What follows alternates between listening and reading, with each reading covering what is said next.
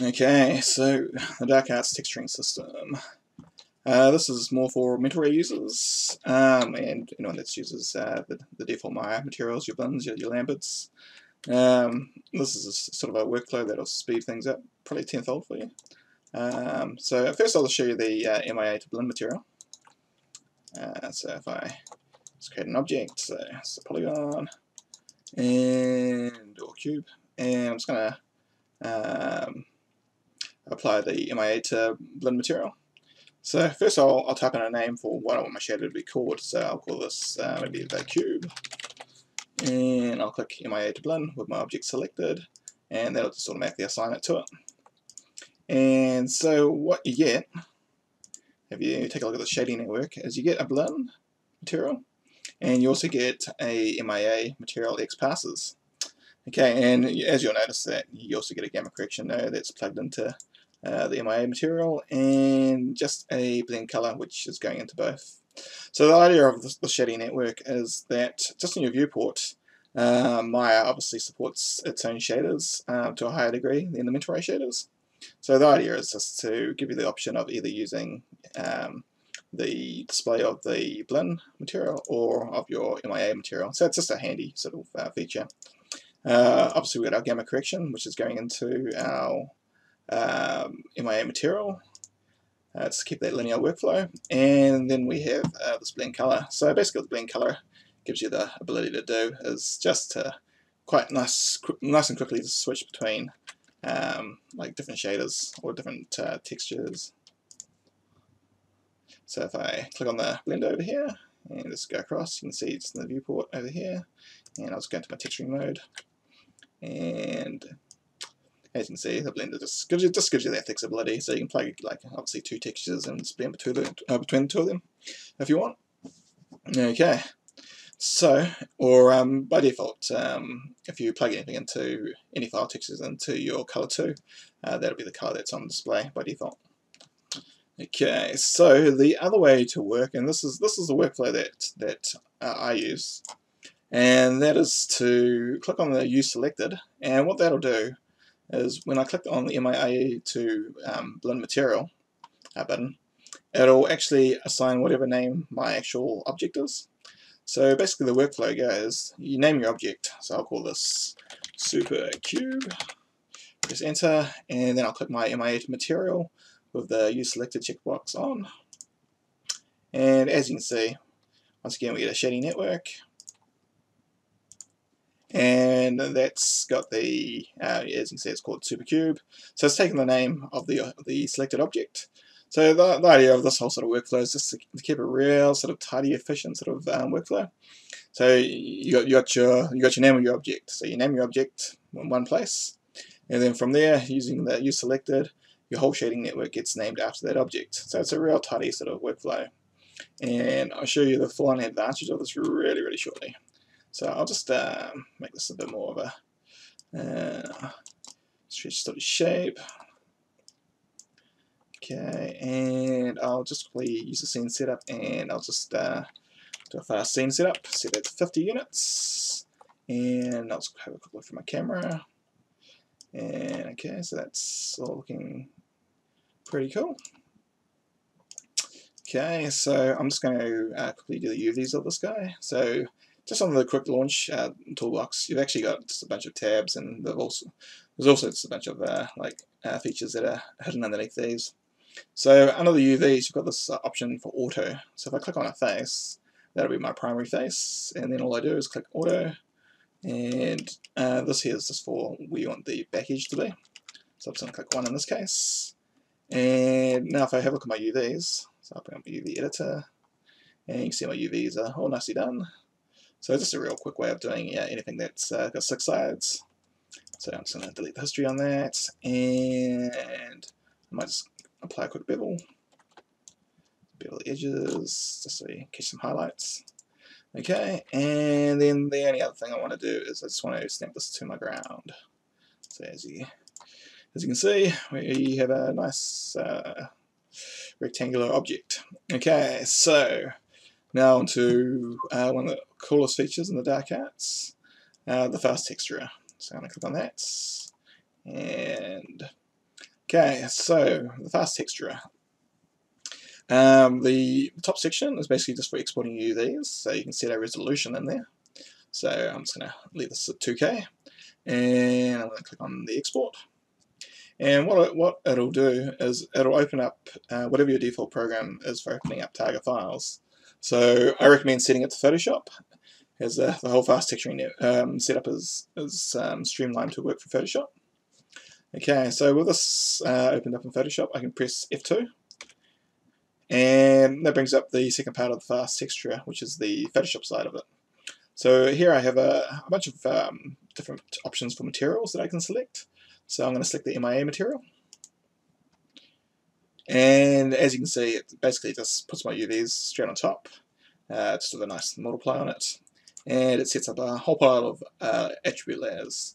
So if you look at the naming of each one of these, and you go back to Maya, and we have a look at our MIA material. So I'll click on this guy, and I can close this just for the moment. And as you can see, we've got color, weight, roughness, color, reflectivity. So if I go back into Photoshop, you'll see that all of these are pretty much listed down here. So these are pretty much the primary ones that generally get used. And so from here, it's just a matter of adding some colors in and using the fast texturer to export all the layers out for you. So I'll just set you up a quick example. So I'll just find our file texture, and one of these wood patterns should do nicely, so maybe something like that. And I'm going to click open, and I'm just going to throw that straight into my color layer. Put some type in just so it looks a bit more fancier. I'll call this dark arts, and I'll just quickly scale that guy up. Okay, so we have something like this. Okay, so, and I think I might throw a bump map on as well. So let's go to bump, and I'll just isolate that layer, and let's raise the dark arts type, and maybe this for this guy, let's just desaturate it, and I might just play the curves just slightly, just to accentuate the bumpy bits in it. Okay, I'm pretty happy with that, and I might just, actually I might just pull this down just a touch, just so my dark arts is the part that really sort of comes out of it.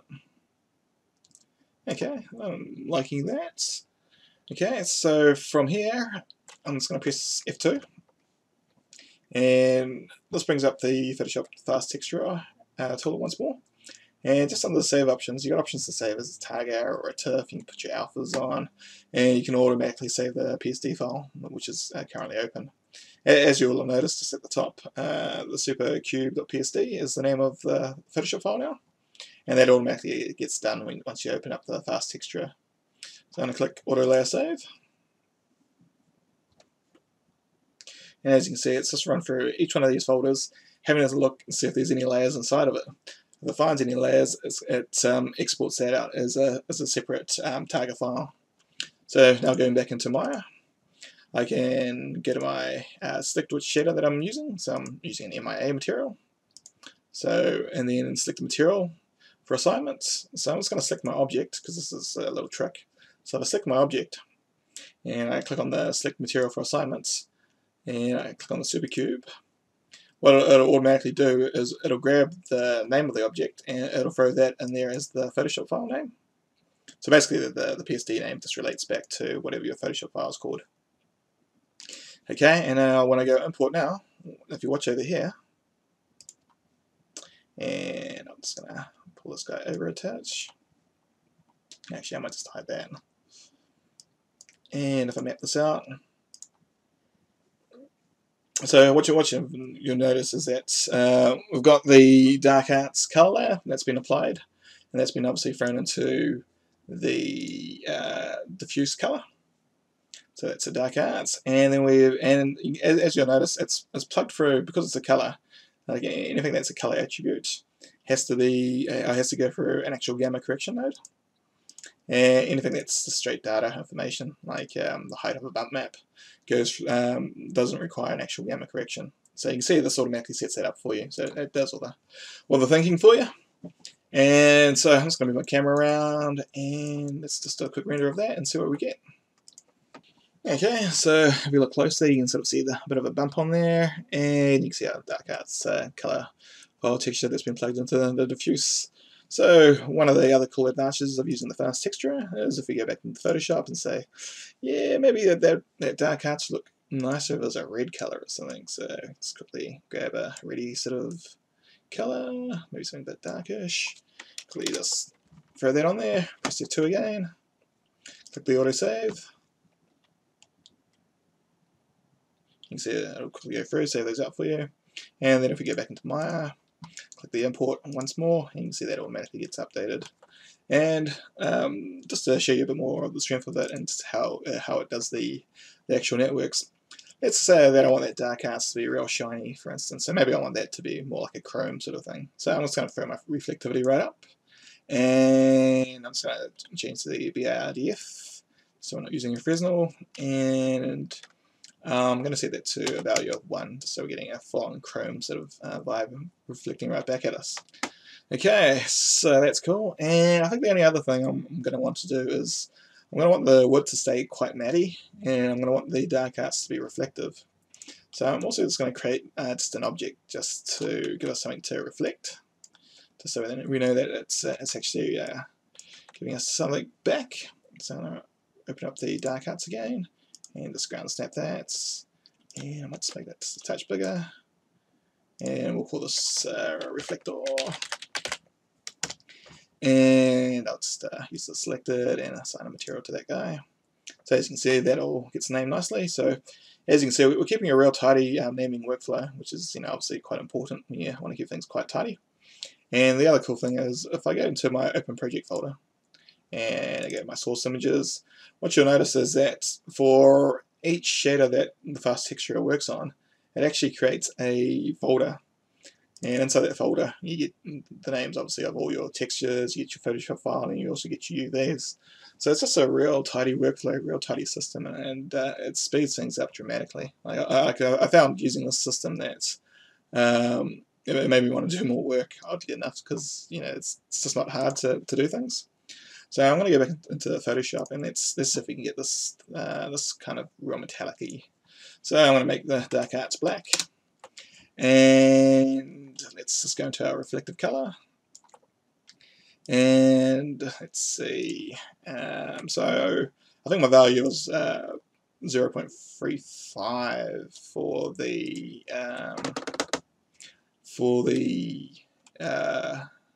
glossiness of it. So let's just have a quick look. So yep, my glossiness is 0.35, so I'm going to put that back into my Photoshop file. So let's grab these guys and actually throw them into the reflective gloss. And so this guy here, I'm going to make, see, so it's 35. So apply that there, and let's go to that layer. And for the dark arts, this, because I want this to be quite crisp, obviously, so I'm going to make that pure white. Then I'm going to take this, throw that into the reflective color. And let's see, so we want this to be fully reflective and this not to be. So I might actually just use a file texture for that just so it looks a bit cooler. So let's grab the hue saturation in this guy, mask up. Okay, so that's looking quite cool. And let's just make it just a bit darker just so the stuff's not quite so reflective. So we'll make it quite dark, like so. And that looks quite cool to me. So now we've got a color, we've got a reflective color, we've got a reflective gloss setting, and we've got a bump map. So I'm going to press F2, click auto save, so this is going to run through, save all those out for me, nice and quickly. And if I go back to the folder structure, you'll see we've now got a reflective color and a reflective gloss, all following our nice tidy naming system, which is named after the shader and the object. So let's go back into Maya, and I'm just going to click the import again, and let's render this guy out and see what we're getting. So here we have it, looks quite cool. So we've got our wood remaining as wood, and we've got this nice sort of chromey sort of text that's going just across it. So yeah, it's pretty cool stuff using this fast texture. It's a system that I'm surprised not actually natively inside of Maya. But like if you look at these nodes, they've all been set up with the correct sort of network. So it saves you having to create these networks, saves you having to do gamma correction, worry about any of that sort of stuff. It sets it all automatically up for you. And it's ultra fast, so I totally recommend using it. And I think you'll find that you'll be producing some pretty amazing work just using that. Okay, so that's the fast texturer.